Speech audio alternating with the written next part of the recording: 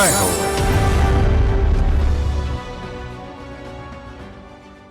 నమస్కారం. సామాన్యుల అసమాన విజయ గీతిక ఈటీవీ జైహోకు స్వాగతం.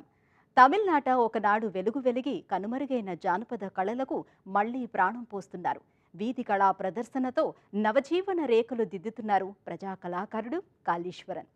గుజరాత్ రాష్ట్రం భావనగర్లో ప్రముఖ వైద్యుడు డాక్టర్ తేజస్ దోషి సామాజిక రుగ్మతలకు చికిత్స చేస్తున్నారు. జీవితాలను మింగేస్తున్న ప్లాస్టిక్ కాలుష్యంపై సమరశంఖం పూరించారు. నిండు స్ఫూర్తినిచ్చే రెండు విభిన్న కథనాలతో మీ ముందుకు వచ్చింది జైహో.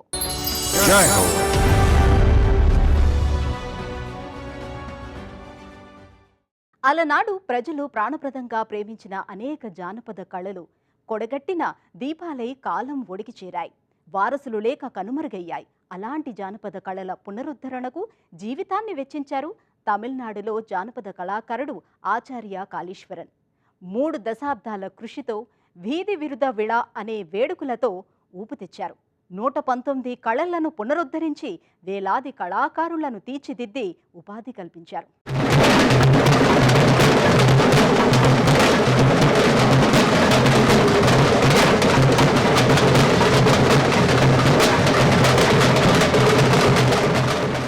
ప్రజా కళలను ప్రేమించిన ఈ ప్రగతివాది ఆచార్య ఆర్ కాళీశ్వరన్ స్వగ్రామం తమిళనాడులోని పరమకుడి సమీపంలోని మేలచెతిరం. జానపదం తనకు ప్రాణప్రదం. కనుమరుగైన ప్రాచీన కళల పునరుద్ధరణే ధ్యేయం. 30 ఏళ్లుగా అదే తపన. ఆదరణ లేక అంతర్ధానమైన కళలను తిరిగి ప్రజలకివ్వటమే తన ఆశయం. ఇందుకోసం ఆల్టర్నేటివ్ మీడియా సెంటర్ పేరుతో ఒక స్వచ్ఛంద సంస్థను స్థాపించారు. కళాకారుల సాధికారతకు కృషి సాగిస్తున్నారు. మరోవైపు చెన్నై లయోలా కళాశాల కళా సాంస్కృతిక విభాగంలో కొత్త కళాకారులను తయారు చేసే పనిలో నిమగ్నమయ్యారు. తండ్రి రంగస్థల కళాకారుడు. ఆ స్ఫూర్తిని అందుకున్న తనయుడు ఆయన్ని మించిన కళాకారుడయ్యాడు. వీధి విరుదు విళ పేరిట కళాకారులు వేలాదిగా తరలివచ్చి అలరించే సాంస్కృతిక సంబరమది. ఆ వేడుకలను వైభవంగా నిర్వహించే కాళీశ్వరన్ ఈ ప్రాంతానికి చిరపరిచితులు.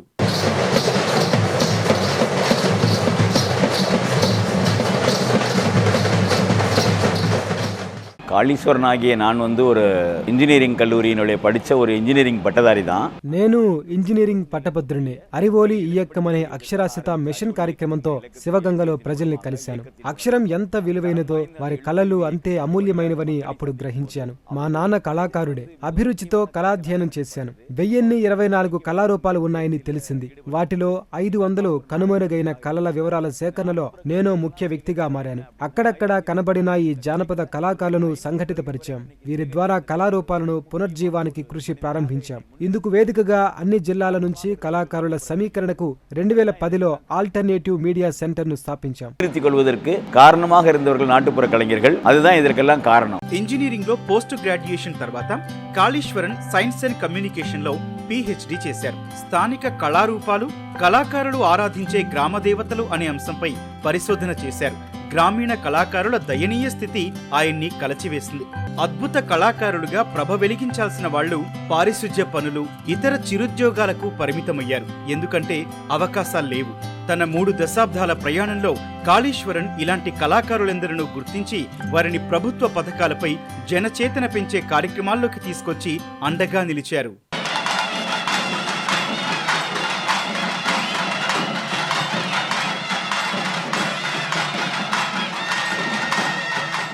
குறிப்பா இந்த வீதி விருது விழாவை நாங்க கொண்டு வந்ததுக்கான காரணமே మేము జానపద కళాకారులకు అవకాశాల కోసమే వీధి విరుదు విళా కార్యక్రమాన్ని తీసుకొచ్చాం. ఈ వేదికపై పరిచయమైన కళాకారులు నేడు అనేక మీడియాలో ఉన్నారు. సినిమా తారలుగా వెలిగిపోతున్నారు. వీరిలో కొందరిని తమిళనాడు ప్రభుత్వం కలైమామణి పురస్కారంతో సత్కరించింది. ఇదో పెద్ద విజయంగా నేను భావిస్తున్నాను. కొడిగట్టిన కళల పునరుజ్వలనకు వీధి విరుదు విళా ఓ ఉత్తమోత్తమ అవకాశం. ఈ వేదిక నుంచి మేము ఎన్నెన్నో కార్యక్రమాలు చేపట్టాం. మా కృషితో తమిళనాడు ప్రభుత్వం కళాశాలలో సిలబం కళాకారులకు 3 సీట్లు ఇస్తోంది. நாங்க இந்த வீதி விருது நிகழ்வின் வழியாக பண்ணியிருக்கோம். ఒకనాడు 1000కి మించి కళారూపాలు విలసిల్లాయి. ఇప్పుడు సాధన చేస్తున్న వారి సంఖ్య 20. ఇలవేల్పులకు నైవేద్యాన్ని తలపై కలశంలో ఉంచి స్థిరంగా చేసే నృత్య విన్యాసం కరఘట్టం. అందరికీ ఎక్కువగా తెలిసింది ఇదొక్కటే. కానీ 172 రకాలున్నాయి. చేతిలో చిన్న రుమాళ్లను ఉంచి వాద్యానికి అనువుగా సాగే జానపద నృత్యం ఒయిలాటం. ఇందులో 65 రకాలున్నాయి. కాళీశ్వరన్ అవిరళ అవిశ్రాంత కృషితో 119 తమిళ జానపద కళారూపాలు ప్రాణం పోసుకొని తిరిగి వైభవం సంతరించుకుంటున్నాయి.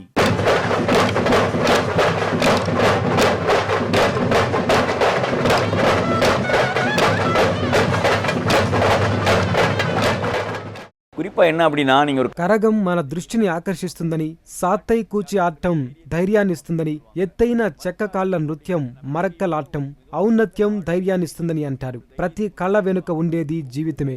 కళా ప్రదర్శన అనేది కళాకారుడి జీవనోపాధికి సంబంధితమైనదే కాదు, అది ప్రేక్షకుల మనోభావాలను పదిలపరచాలి. ఈ 1024 కళల్లో ప్రతి కళ వెనుక ఓ విశ్వాసం ఉంది.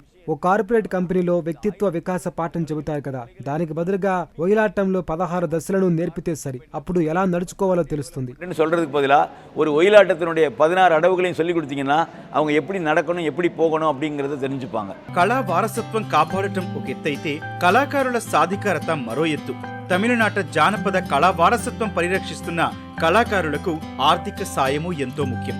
ఇందుకోసం కాళీశ్వరన్ యత్నాలు విస్తరించాయి. ఫలితంగా వారి జీవనోపాధి అవకాశాలకు మార్గం ఏర్పడింది.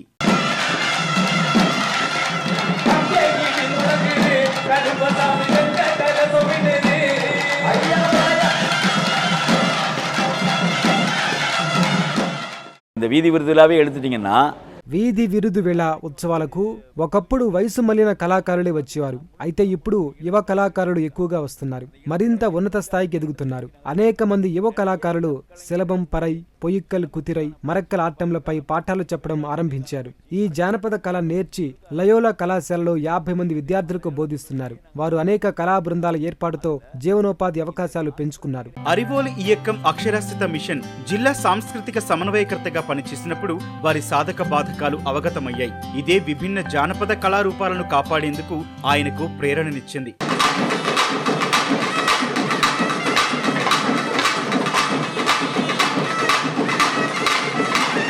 தமிழக அரசு அதுக்கு ஒரு ஜீவோ போட்டிருக்காங்க. ప్రభుత్వ కార్యక్రమాలన్నింటిలో జానపద కళలకు ప్రాధాన్యమివ్వాలని తమిళనాడు ప్రభుత్వం జీవో తెచ్చింది. రాష్ట్రంలో 36,000కు పైగా దేవాలయాలున్నాయి. దేవాలయ కార్యక్రమాల్లో జానపద కళాకారుల సేవలు ఉపయోగించాలని మేము గట్టిగా కోరుతున్నాం. విద్యాశాఖ ఆధ్వర్యంలోని 39,000 పాఠశాలల్లో జానపద కళలను ప్రవేశపెట్టాలని విజ్ఞప్తి చేస్తున్నాం. అలాగే రాష్ట్రంలోని 18,000 కళాశాలలో కళాకారులను అతిథి ఉపన్యాసకులుగా నియమించాలని మేము గట్టిగా కోరుతున్నాం. பேராசிரியர்களாக நியமிக்கணும்னு சொல்றோம். 1990లో లయోలా కళాశాలలో చేరాక కాళీశ్వరన్ జనచేతన కార్యక్రమాలను కొనసాగించారు. అప్పట్లో నిశ్శబ్దాన్ని బద్దలు చేసిన పులిరాజాకు ఎయిడ్స్ వస్తుందా లాంటి HIV ప్రకటనల అవగాహన ప్రచారాలు నిర్వహించారు. సుసంపన్న తమిళ సాంస్కృతిక వారసత్వాన్ని చాటేందుకు ప్రాధాన్యతనిచ్చారు. తేరుకూత్తు, పులియట్టం లాంటి సుప్రసిద్ధ కళారూపాలే కాదు, కనుమరుగై ఎవరికీ అంతగా తెలియని కళారూపాలను పరిరక్షించాల్సి ఉందని కాళీశ్వరన్ చెబుతుంటారు.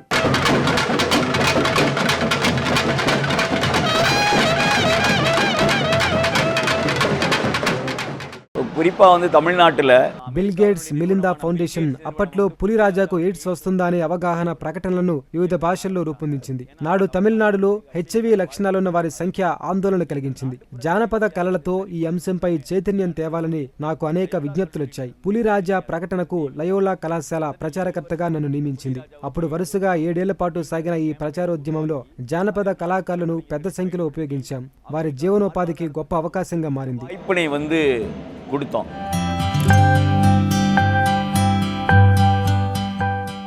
గుజరాత్ రాష్ట్రం భావనగర్లో ఆయన పెద్ద డాక్టరు. పేరు తేజస్ దోషి. నాడిపట్టి రోగుల రుగ్మత ఏదో చెప్పగల వైద్య నిపుణుడాయన. జనజీవనాన్ని కమ్మిన ప్లాస్టిక్ కాలుష్యాన్ని నిరోధిస్తే సగం రోగాలు అవే పారిపోతాయని విశ్వసించారు. జనచేతన కోసం ఓ స్వచ్ఛంద సంస్థను నెలకొల్పారు. భూమిని కలుషితం చేసే ప్లాస్టిక్ సంచుల సేకరణ కార్యక్రమం చేపట్టారు. నూలు సంచులను తిరుగు బహుమతిగా అందిస్తున్నారు.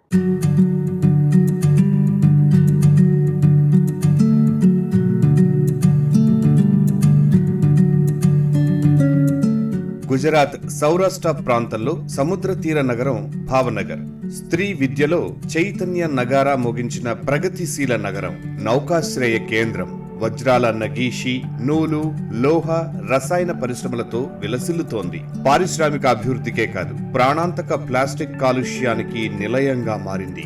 భావనగర్ ప్రముఖ వైద్య నిపుణులు, పర్యావరణవేత్త డాక్టర్ తేజస్ దోషి నగర పౌరుల దురవస్థ తప్పించేందుకు చొరవ తీసుకున్నారు. వైద్య వృత్తిని కొనసాగిస్తూనే హానికారక ప్లాస్టిక్ కాలుష్యంపై నిరంతరం ప్రజలకు అవగాహన కల్పిస్తున్నారు.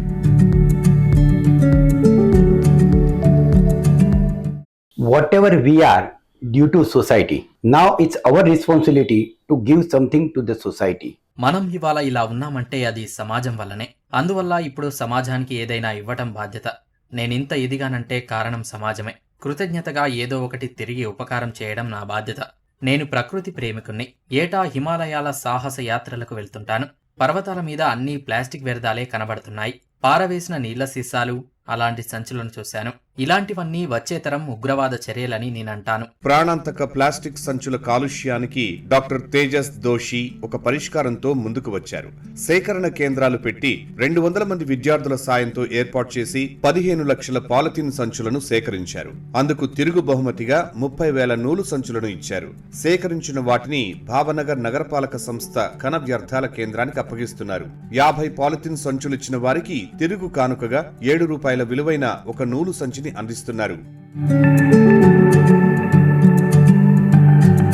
आज हम पूरे घर के कहीं पे भी बाहर निकलते तो सब जगह पे देखो, మన ఇల్లు, వీధుల్లోని చెత్త కుండీలన్నీ ప్లాస్టిక్ తో నిండిపోయాయి. 50 మైక్రాన్ లేదా అంతకంటే పలుచగా ఉండే ప్లాస్టిక్ నుంచి పునరుత్పత్తి సాధ్యం కాదు. వాటిని భూమి మీద పారవేస్తున్నారు. అవి నేలలో కలిసిపోయేవి కావు. 400 నుంచి 600 ఏళ్ల దాకా కరిగిపోవట. మరి ఇలాంటి హానికర పాలిథిన్ లేదా ప్లాస్టిక్ వినియోగాన్ని తగ్గించాల్సిన బాధ్యత మనకు లేదా? 2020లో మేము ఎకో బ్రిక్ ప్రాజెక్టును ప్రారంభించాం. నేను అట్నుంచి నరక్కొస్తున్నానన్నమాట. సమాజాన్ని మార్చాలని భావించే ముందు నన్ను నేను మార్చుకుంటున్నాను. मुझे सोसाइटी को चेंज नहीं करना है, मुझे खुद चेंज होना है. డాక్టర్ తేజస్ దోషి పర్యావరణ పరిరక్షణ కృషిని మెచ్చి భావనగర్ నగరపాలక సంస్థ ఆయన్ని తన స్వచ్ఛతా కార్యక్రమాలకు రాయబారిగా నియమించింది. ఇందులో భాగంగా డాక్టర్ దోషి రాష్ట్రమంతా పర్యటించి ప్లాస్టిక్ వాడకం వల్ల కలిగే హాని మీద అవగాహన కార్యక్రమాల్లో పాల్గొన్నారు.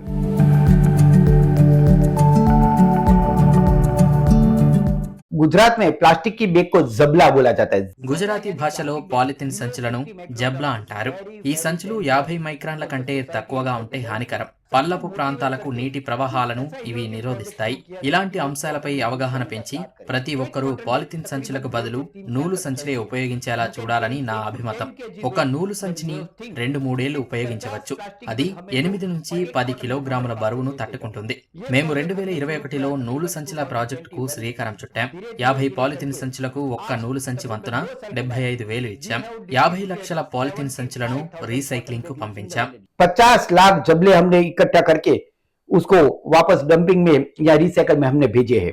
దుస్తుల తయారీలో వృధాగా పారవేసే ముక్కలతో నూలు సంచులను తయారు చేస్తున్నారు. కొందరు ఉదారంగా తోడ్పడుతున్నారు. ఒక్కో నూలు సంచి ₹7. ప్రచారం, ప్రయోజనం లక్ష్యంగా కిరాణా కొట్లలోనూ వినియోగదారులకు ఇవ్వటానికి ఉంచారు. వర్తక ప్రతినిధులు, స్వచ్ఛంద సేవకులు ఈ అంశంపై తరచూ డాక్టర్ దోషిని కలుస్తూ ఉంటారు. Motivated some of the shopkeepers. మా ప్రాజెక్ట్ కొందరు దుకాణదారులకు స్ఫూర్తిని, ప్రేరణనిచ్చింది. ఇక్కడి శిశు విహార్ ఆధ్వర్యంలో వెనుకబడిన ప్రాంతాల మహిళలు ఈ నూలు సంచులు పనిచేస్తున్నారు. అక్కడ మహిళలు టైలరింగ్ క్లాసులు తీసుకుంటారు. సంచికి ₹7 ఇస్తున్నాం. పెద్ద దుకాణాల నుంచి ₹10 విరాళంగా తీసుకుంటున్నాం. అతడికి 1000 సంచులు అవసరమయ్యాయి అనుకోండి. అప్పుడు అతడి దుకాణం పేరు, చిహ్నం ముద్రించి మరీ అందజేస్తాం. ఇది దుకాణదారులకు నచ్చింది. కూరగాయలు అమ్మేవారితోనూ కలిసి పనిచేశాం. ప్రతి విక్రేతకు 5 నూలు సంచులు ఇచ్చి కస్టమర్ తిరిగి తెచ్చిస్తే వారు ముందుగా చెల్లించే ₹20 డిపాజిట్ తిరిగి ఇవ్వాలని చెప్పాము. ఈ వ్యూహం బాగా పనిచేసింది. तो उसको ₹20 उसके डिपॉजिट के वापस दो. तो इतना अच्छा ये प्रोजेक्ट चल रहा है कि नंबर ऑफ पीपल धीरे धीरे अब प्लास्टिक की बैग यूज नहीं कर रहे. డాక్టర్ దోషి అవిశ్రాంత కృషికి సముచిత గుర్తింపు వచ్చింది. ప్రధాని నరేంద్ర మోదీ స్వయంగా తన కార్యాలయానికి ఆహ్వానించి సత్కరించారు. ఈ ఆహ్వానం పర్యావరణ పరిరక్షణకు ఆయన సహకారానికి, నవ సంకల్ప కార్యక్రమంలో తన వినూత్న వృత్తిగత ఖ్యాతికి, కీలక పాత్రకు ప్రశంసగానే భావించాలి. तो हर रोज सुबह जो दूध की थैली आती है, तकरीबन 2 लाख दूध की थैली आती है. భావనగర్లో రోజు 2 లక్షల పాల ప్యాకెట్లు విక్రయం అవుతున్నాయి.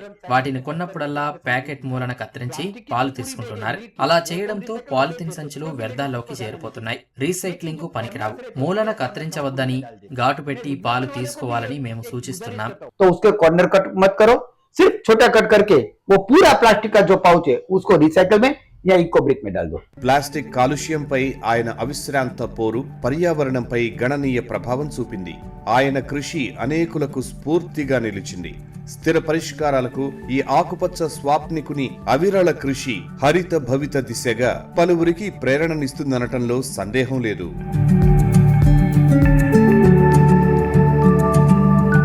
గతమెంతో ఘనకీర్తిగా ప్రభ వెలిగించి తర్వాత కాలంలో కనుమరుగైన జానపద కళలకు ప్రాణం పోశారు తమిళనాడు కళాకారుడు ఆచార్య కాళీశ్వరన్. ప్రపంచ ప్రాణకోటిని మింగేస్తున్న ప్లాస్టిక్ కాలుష్యంపై సమరభేరి మోగించారు గుజరాత్లో డాక్టర్ తేజస్ దోషి. జనచేతనకు పర్యావరణ యోధుడే కదిలారు. మరిన్ని కథనాలతో వచ్చే వారం జైహోలో మళ్ళీ కలుద్దాం. నమస్కారం.